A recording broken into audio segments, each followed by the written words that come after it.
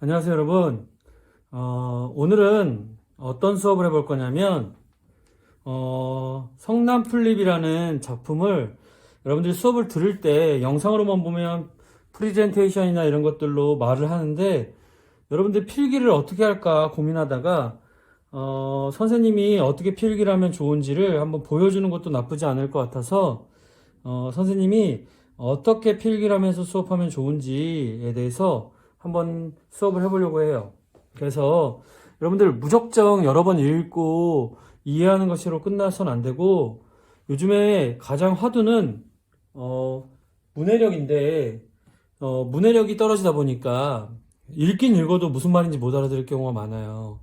그래서 우리가 정보를 최소화하고 핵심 어휘 위주로 정보를 얻으면 조금 훈련이 되거든요. 그래서 핵심 어휘 위주로 정보를 얻고 그 정보를 정리해서 내 것으로 만들면 좀 유익하더라고요. 그래서 여러분들 필기할 때도 다 밑줄 치고 필기하지 말고 중요한 것과 중요하지 않은 것으로 나눠서 암기할 것과 이해할 것들로 나누면 여러분들 조금 더 시험 때 공부해야 될 내용들이 정리될 거예요. 그래서 한번 선생님이 필기하는 법에 대해서도 그렇고 한번 이야기를 해보도록 할게요. 선생님이 항상 얘기하지만 성남플립이라는 제목이 중요하다 그랬어요.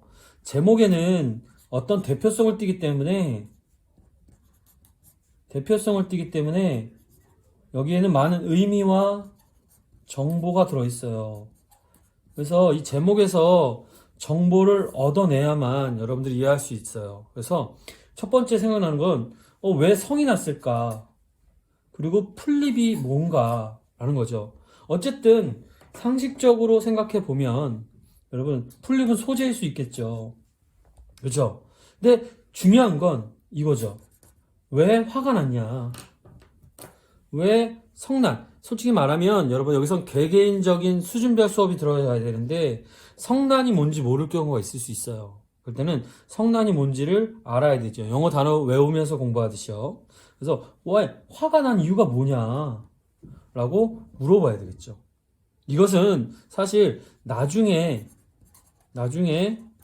서술형으로 정리해 둬야 되기 때문에 이따가 나중에 설명을 한번 할게요.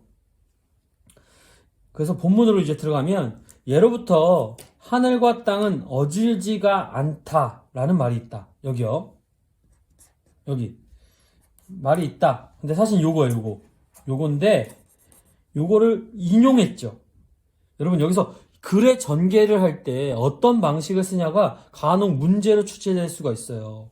그럼 이것은 인용인 거예요. 인용. 어떤 다른 사람의 말이나 글을 가져다 사용하는 방식을 쓰고 있죠. 그럼 보통 어떤 효과가 있냐면 어떤 글의 객관성을 부여해주고 또한 전문적인 신빙성, 신뢰도를 높여주는 역할을 다양한 기능들이 있어요. 어쨌든 하늘과 땅은 어질지가 않다라는 말, 즉 얼핏 보면 어질지가 않다라는 말 때문에 나쁜 뜻인가? 라는 생각이 들 수도 있죠. 온갖 생물을 낳고 기르면서도 그 생물들 가운데 그 어느 것도 편들지 않고 그리고 자연 그대로 맡긴다는 뜻이다. 여러분 여기가 어느 것이나 편들거나 떼치지 않고 자연 그대로에 맡긴다는 뜻이다. 여기요. 자연 그대로에 맡긴다는 뜻이다. 이게 중요한 설명의 방식을 사용하고 있죠. 근데 여기서 이해가 잘 안 될 수도 있어요. 뭐야 이게 그게? 그더니 또 한 번 설명을 하죠. 서양의 한 자연주의 작가 역시 여기요. 자연은 인간의 운명에 대해 관심을 두지 않는다. 여기요. 인용하고 있죠. 그러면 인용 1과 인용 2가 있겠죠. 그래서 이를테면 큰 잉어가 어린 붕어를 먹고 큰 붕어가 어린 피라미를 먹고 큰 피라미가 어린 송사리를 먹고 큰 송사리가 어린 생이를 먹고 살더라도 말리지 않으며 넓고 넓은 바닷가의 오목사리에 늙은 아비가 고기를 잡은만 먹으며 또는 배가 뒤집혀서 그 아비가 죽더라도 자연은 여기 중요한 단어 하나 나옵니다. 모르쇠로 일관한다. 모른 척 한다는 겁니다. 뭐지? 자연은 나쁜 놈인가?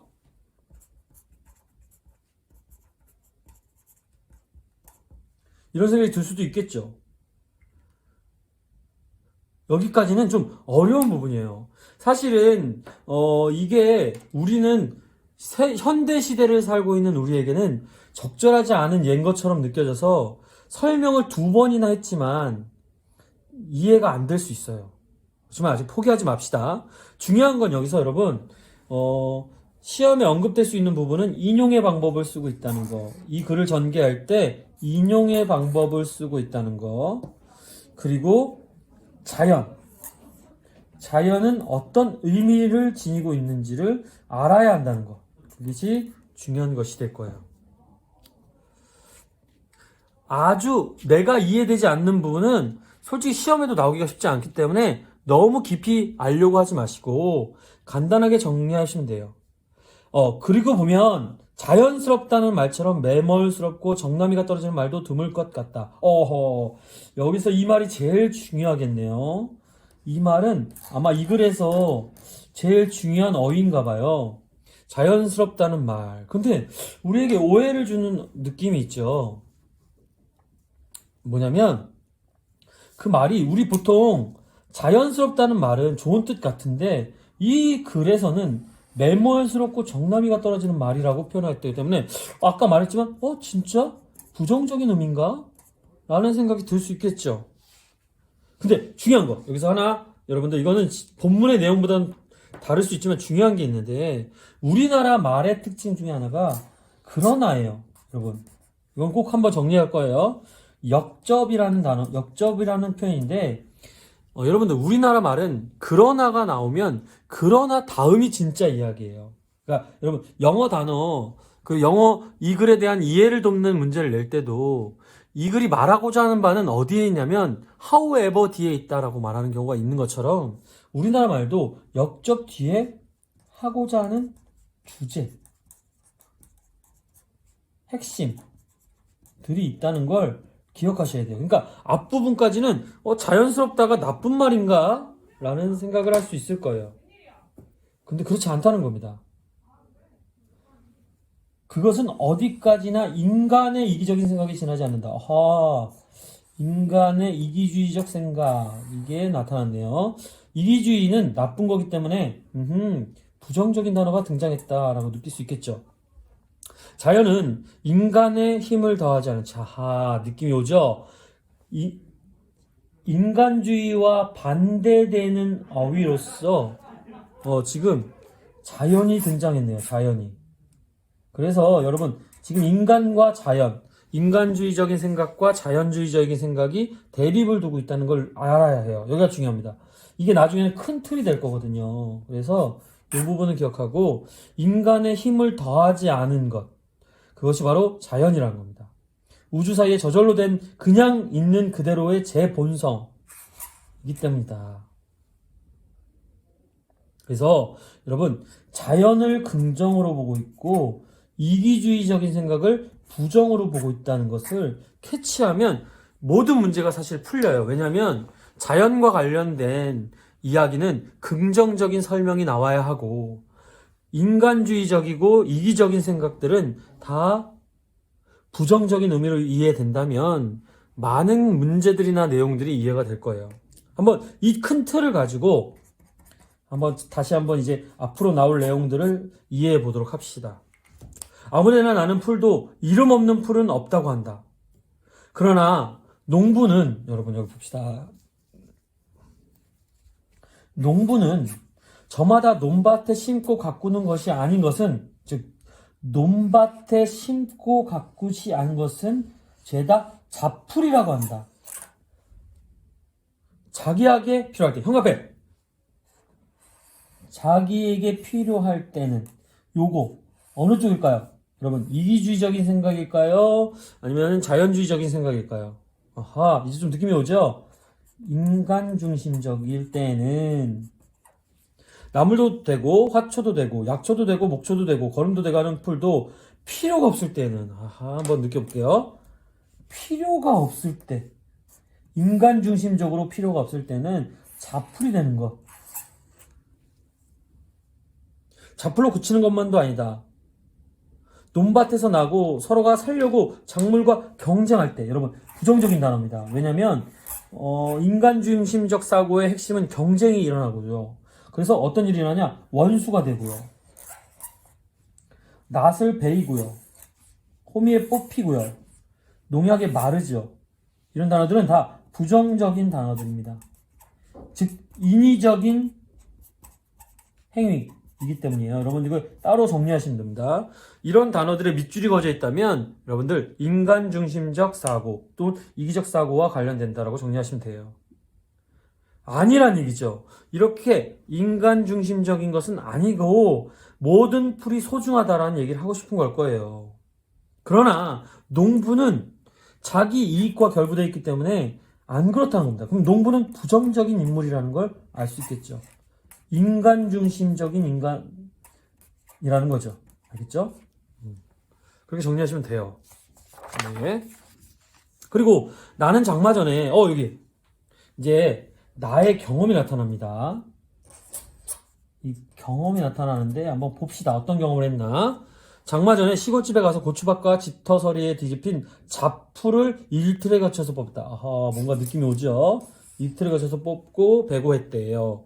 장마가 지면 고추밭이 풀밭이 되고 울 안에 빗물도 빠지지 않아서 나간 집이나 다름없이 되기 때문이다. 그리고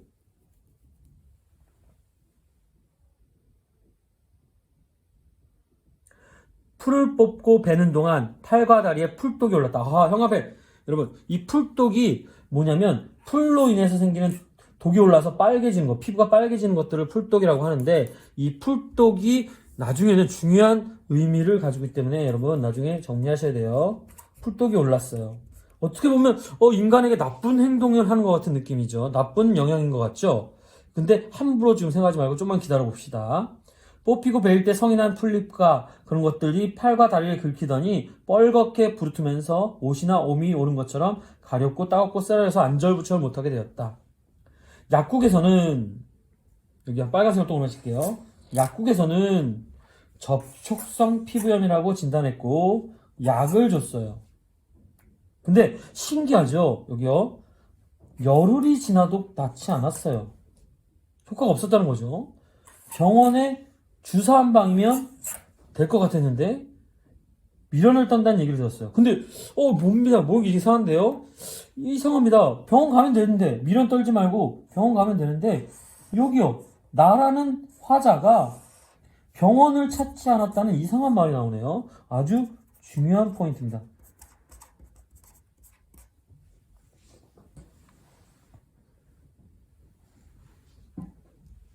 응? 한갓 잡풀일 망정 뽑히고 베일 때는 왜 느낌이 있었어? 그러니까 아하 뭔가 느낌이 오죠. 이거 굉장히 중요합니다. 병원을 가지 않았다. 잡풀이 자연스럽다는 것은 여기 본디 인간의 뜬과 무관한 것이 아니냐는 뜬가. 풀독은 근 달포나다서야 자연스럽다는 말을 계속 일부러 쓰고 있네요. 자연스럽게 가라앉았다. 여러분 아직까지 좀 이해가 안 되죠? 뭐냐면 여러분 이겁니다. 여기 빨간색으로 했던 약과 병원과 주사는 인위적인 인간의 노력들입니다. 그러나 효과가 없었죠. 그런데 신기하게 자연스럽게 가라앉았다라는 말을 하면서 일을 끝냈어요. 그것은 이게 의미가 있다는 겁니다. 무슨 의미가 있을까요?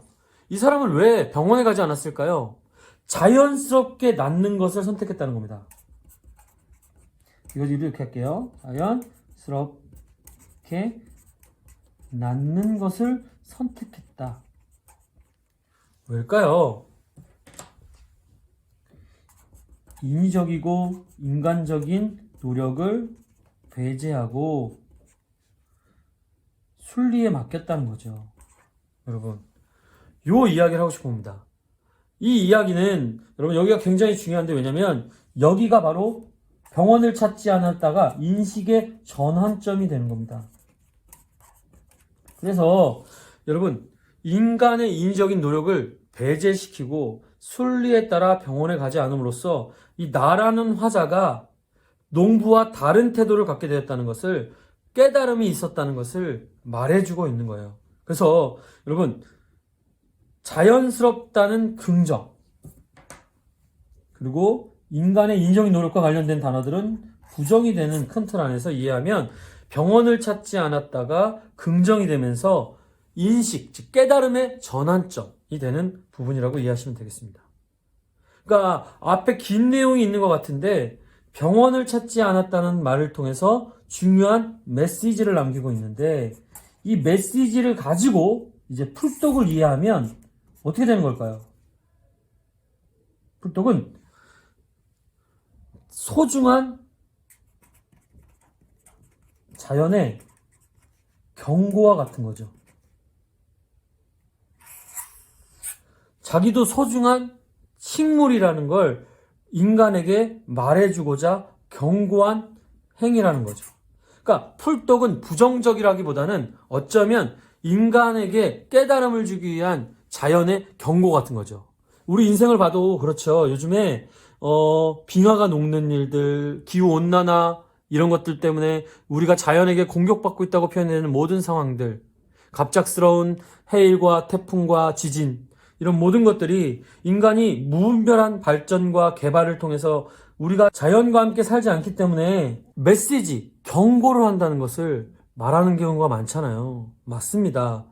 여러분, 이 글 또한 우리의 이인적인 생각과 우리의 욕심 때문에 사소한 풀이라고 무시하고 판단하고 없애버린다면 나중에는 큰 경고로 다가올 수 있다는 이야기를 하고 있는 겁니다. 그런데 지금이야 깨달음을 얻어서 아주 찬란하고 화려한 언변을 늘어놓지만 중요한 건 뭐냐면 자연은 긍정적으로 바라보고 인간 중심적 사고와 이기주의적 생각을 부정적으로 바라본다는 큰 틀 안에서 깨달음을 이해하고 전개한 거니까 풀독이 무슨 의미인지 병원을 찾지 않았다는 의미도 쉽게 캐치해낼 수 있을 겁니다. 그래요. 이제 이렇게 선생님 필기를 합니다. 필기하는 게 많아 보이지만 여러분 중요한 큰 틀 안에서 작품을 이해하면 나뉜다는 걸 느끼게 해주고 싶었어요.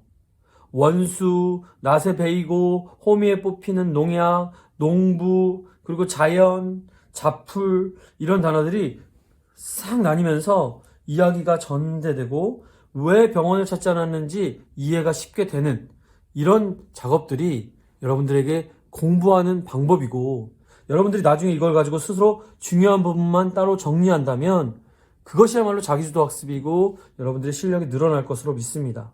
그러니까 여러분들 선생님과 함께 계속해서 이렇게 필기하고 요점 정리하면서 여러분들 시험을 대비하는 여러분들 되길 바랍니다. 그래서 우리 더 즐거운 수업과 향상되는 성적을 가지고 다시 만나는 그 순간까지 여러분 온라인 수업 열심히 하시고 승리하시기 바랍니다.